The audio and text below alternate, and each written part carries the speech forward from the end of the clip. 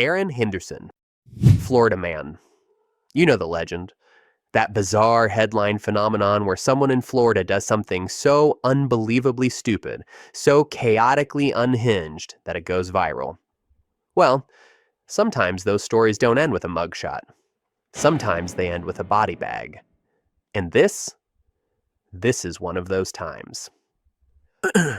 March 4th, 2022. It's the end of a long, hot workday at the North Central landfill in Polk County, Florida. 43-year-old Aaron Henderson, a father and traffic spotter, is finishing up his shift. His job is to guide the massive trucks and machinery around the site. It's a dangerous environment, but it's a living. As the day winds down, Aaron needs to use the restroom. He heads over to a portable toilet, a little blue plastic box sitting alone on the dusty ground. A moment of privacy in a world of roaring engines and shifting earth. Meanwhile, the bulldozer operator is also wrapping up. He starts driving his machine up an embankment to park it. The problem? The dozer's front blade is raised about 3 or 4 feet off the ground, creating a massive blind spot. He can't see a thing directly in front of him. He feels a bump, hears a crumbling, cracking sound. He stops the machine, gets out to see what he hit, and his heart just stops. He had driven directly over the porta potty, with Aaron Henderson still inside. First responders were called, but there was nothing they could do. Aaron was crushed. The official cause of death was traumatic asphyxia. He died, quite literally, while taking a bathroom break. The irony is just brutal. A man who spent his day guiding giant machines to keep others safe, killed by one when he was at his most vulnerable. The Occupational Safety and Health Administration, OSHA, launched an investigation. The family, heartbroken, demanded answers. How could this happen? How do you not see a giant blue box? But in the chaos of a Florida landfill, at the end of a long day, the unthinkable happened, and a father never came home. Marvin Hajos.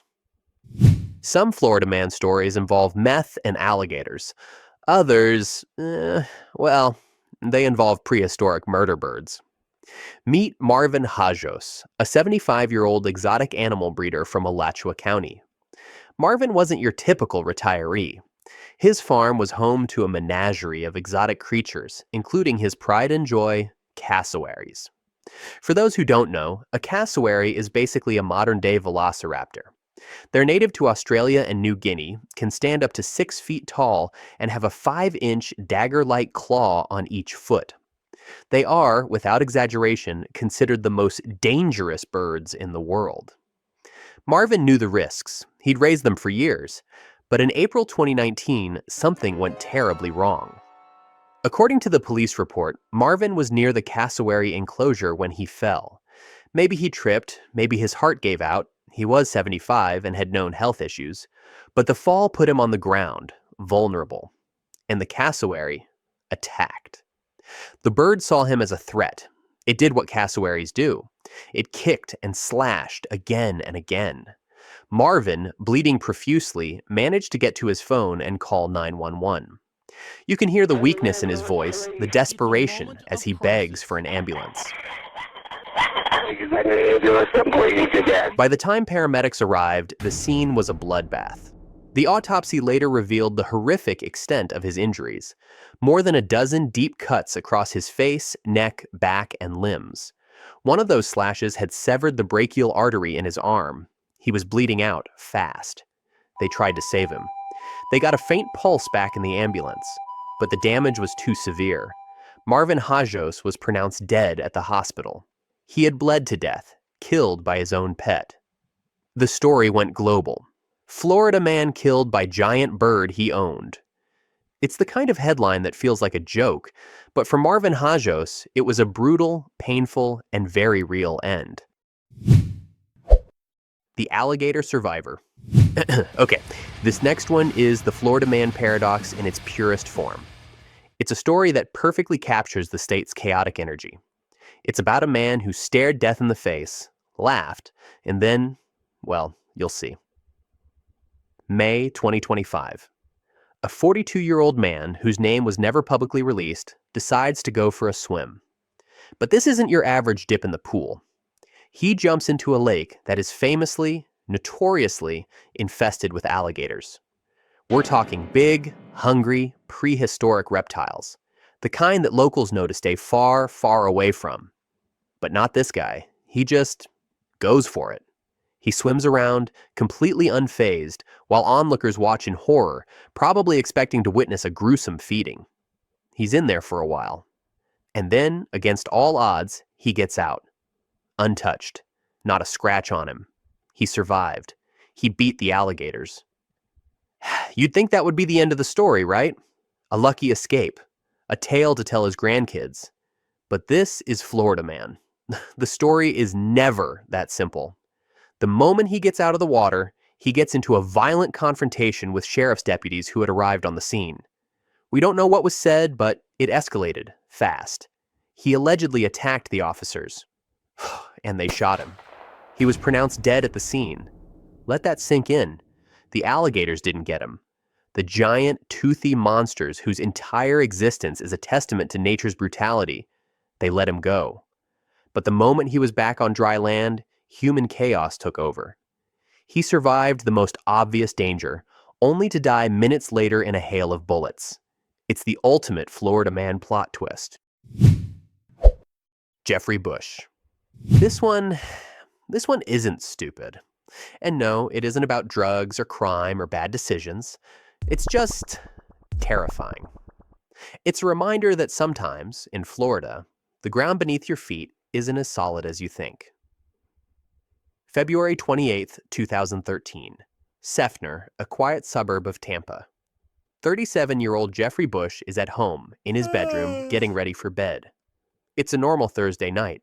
He says goodnight to his family, he lies down, he closes his eyes, and then the world ends. A massive, deafening crash rips through the house. His brother Jeremy hears it, along with a scream that just cuts off.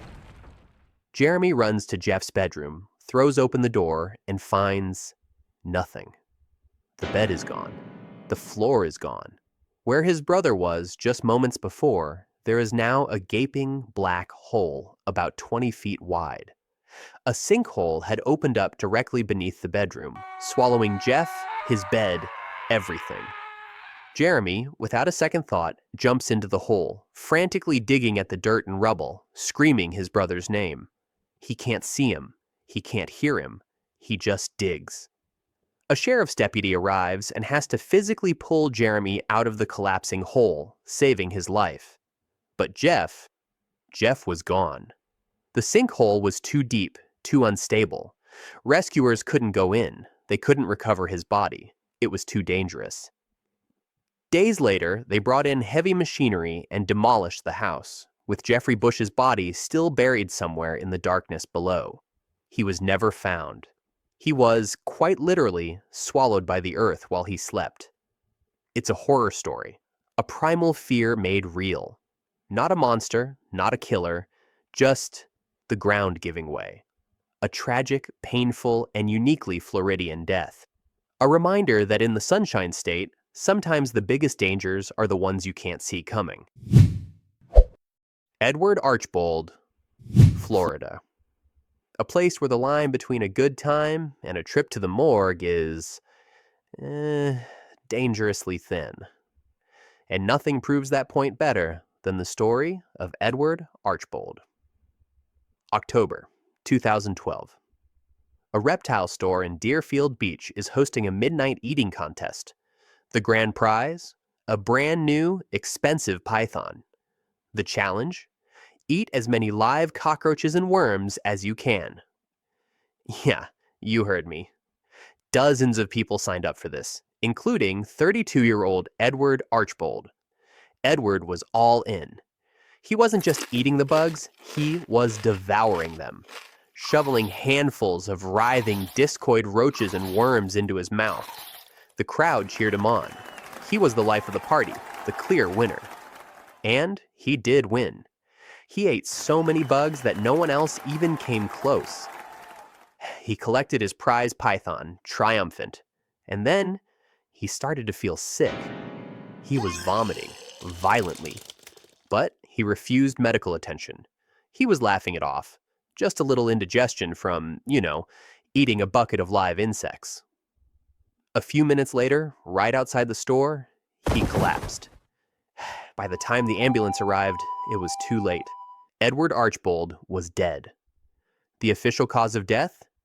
Asphyxia due to choking and aspiration of gastric contents.